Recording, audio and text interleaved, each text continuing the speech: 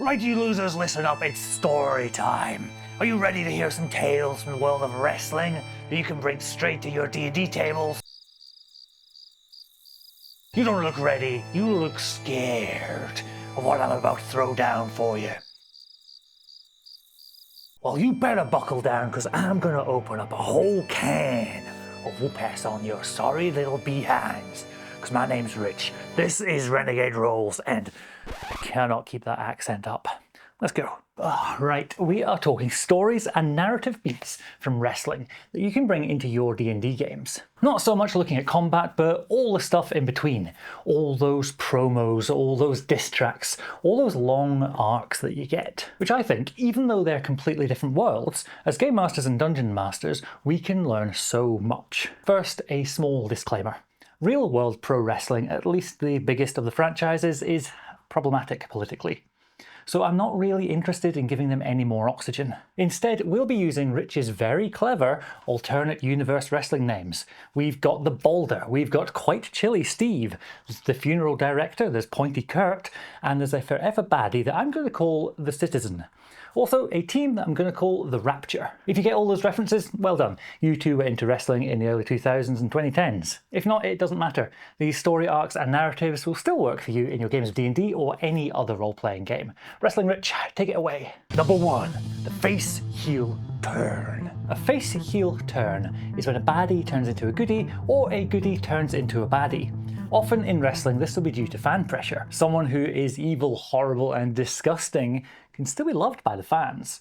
And the franchise directors will think, ooh, we could take this character and develop them a bit, make him a bit more interesting, make some more money. Our very own Quite Chilly Steve is a good example of this. In my world wrestling fantasy, WWF if you will, Quite Chilly Steve's persona has changed an awful lot over time. And that's all down to the fan pressure. People loved him, people love to hate him. But what me and you as Dungeon Masters can take away from that is that we should be listening really hard to what our players are saying to us. There will almost definitely be NPCs the players will interact with. They'll talk to them, they'll go on their quests, but they won't really connect with properly. It's the NPCs that the players choose to latch on to, the boblin the goblins of this world, that we should be looking to develop some more and looking for any opportunity to make them a bit more interesting. Once the NPC is established as someone that your players know and love or hate, that's the time to look at developing them, changing them, and bringing a bit more nuance into their character. Maybe Quite Chilly Steve is only being helpful because his evil patron has told him to get close to the party. When that big reveal comes, it could hurt. Likewise, if Quite Chilly Steve has been set up as a foil, as an antagonist for the party, having them make that change from heel into face could be a really satisfying moment, and a great way of introducing some greater evil.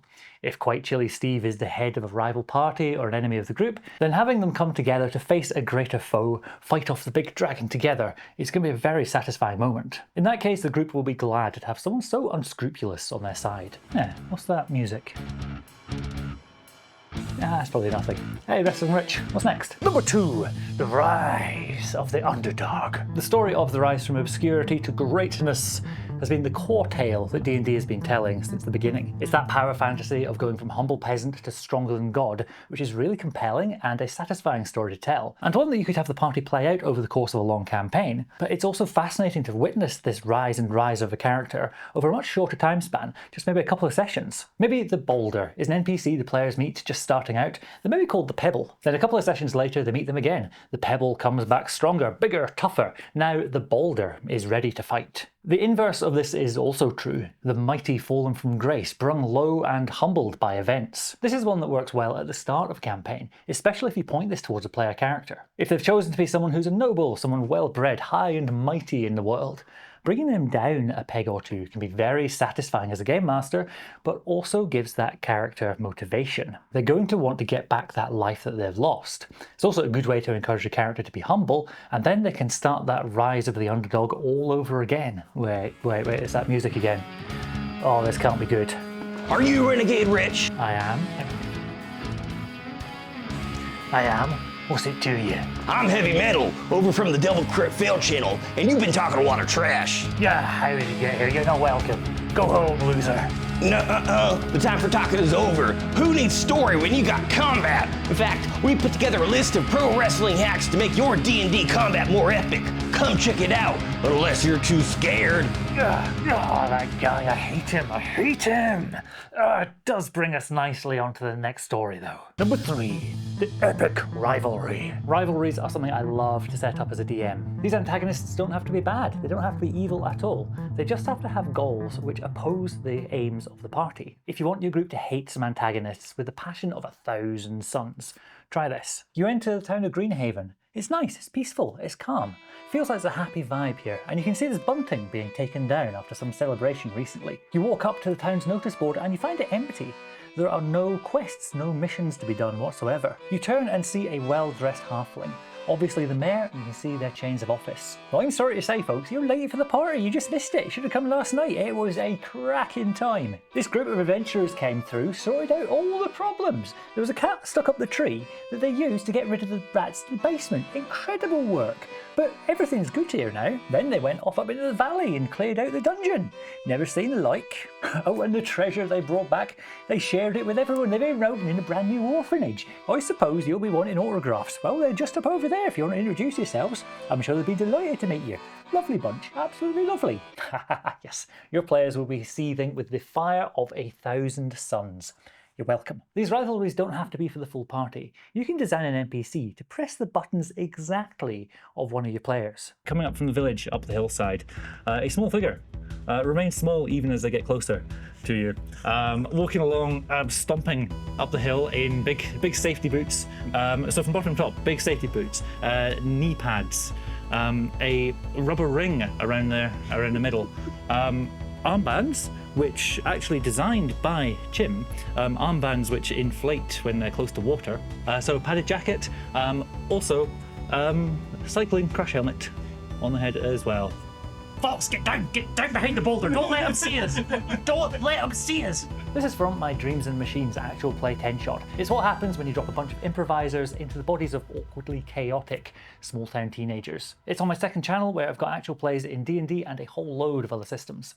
Wrestling Rich, what's next? Number 4, redemption. Redemption stories in wrestling often happen after that face-heel turn. When someone's betrayed the heroes, they've made that terrible choice, and then they have to live with the consequence of their actions. Well, if they choose to step away from that dark path, then redemption is where they're heading next. I made a video recently on the topic, discussing how redemption is the key story point of the player character's journeys within the Curse of Strahd. The land of Barovia is not the place for superheroes. You can still very much play someone who is a force for good, but I want them to be broken. I want to see someone who has tried their best to save the day, someone who, when the call to action came, stood there, frozen.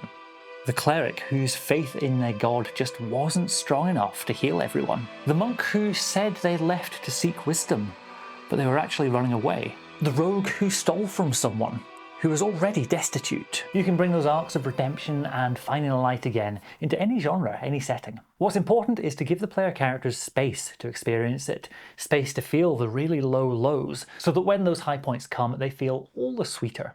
Wrestling Rich, what's up next? Number 5. Betrayal. I thought we were friends, John. I thought you were cool. I thought, oh great, this other dungeon tuber. We got to know each other, we hung out in the Dungeon Tubers Dungeon Jam. Best Discord server. But now all this trash talk. I didn't see it coming. This hurts, man. This really hurts. This is a real betrayal. Betrayal works best when it's the long con, when you've taken time to introduce an NPC to make them friends with the characters. Let them help out, let them be useful, let them be cool, and then pick your moment very carefully. There's a chance the party will see the signs, maybe figure things out in a not very dramatic moment, just walking along the road between towns. That's okay. Keep your powder dry for the moment where it'll hurt the most. The party are in trouble, they're fighting off a really strong group of bandits, and suddenly they see on the horizon, it's their friend. Great, oh we're saved, everything's wonderful. And as they approach, they signal to the bandit captain and say, kill them all, but leave that one alive. Delicious, I love it. I'm feeling quite a lot better. You know what, John, play us out, let's go. Hey folks, it's Heavy Metal the Barbarian again, and you know what? All that story stuff is nice, but now's the time to roll for initiative. Come check out this video on D&D Wrestling Combat and find out how you can put your enemies down for the 1, 2, 3 failed death saves. Ooh yeah, it's extreme.